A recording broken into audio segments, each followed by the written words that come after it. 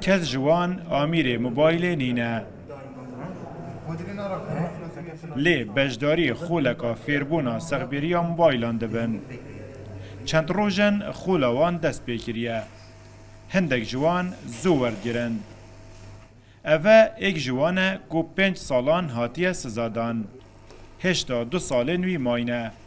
لبره پشتی درکفتنه کار سغبیر کرنا موبایلان بکد استفاده کن باشه ده برای که جمع پیچه که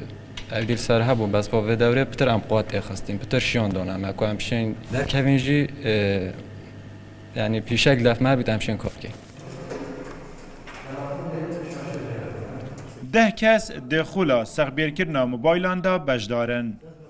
وانین تیوری و پراکتیکی دهینه گوتن بریاره 2 حیوان بردوام بید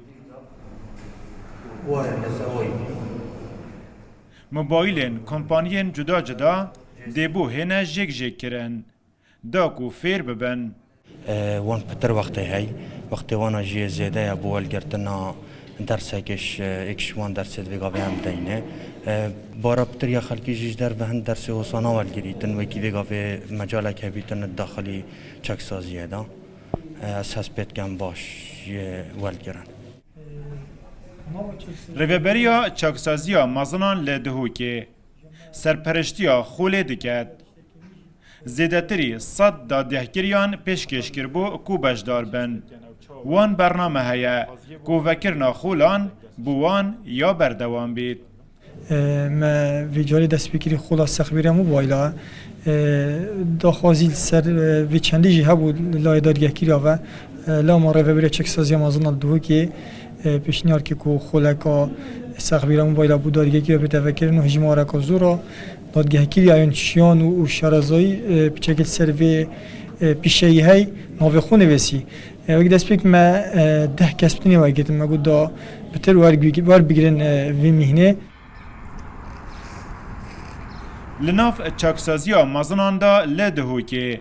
بشیوی ورزانه خولن پیشهی بود دادگه کریان دهنه وکرن او به آرزوی خو بجداری دکن لپشت وان شفشان هنده کس هنه کو ماوائه که دویره دادجین وان هیوی هیا درک هون لپتن او دشین روزانه ماوه چند خولک کن موبایل بکار بینو گل کسو کارن خوب باخون او بجداری خولا سغبیر کرنا موبایلان بوینه داکو پشتی درک هون پیشه اکی بخو بکنو او کارن کو بینو که کرینو بوینه اگر کتی ندویره دا دوباره نکن ایوب نصری رو داو دهوک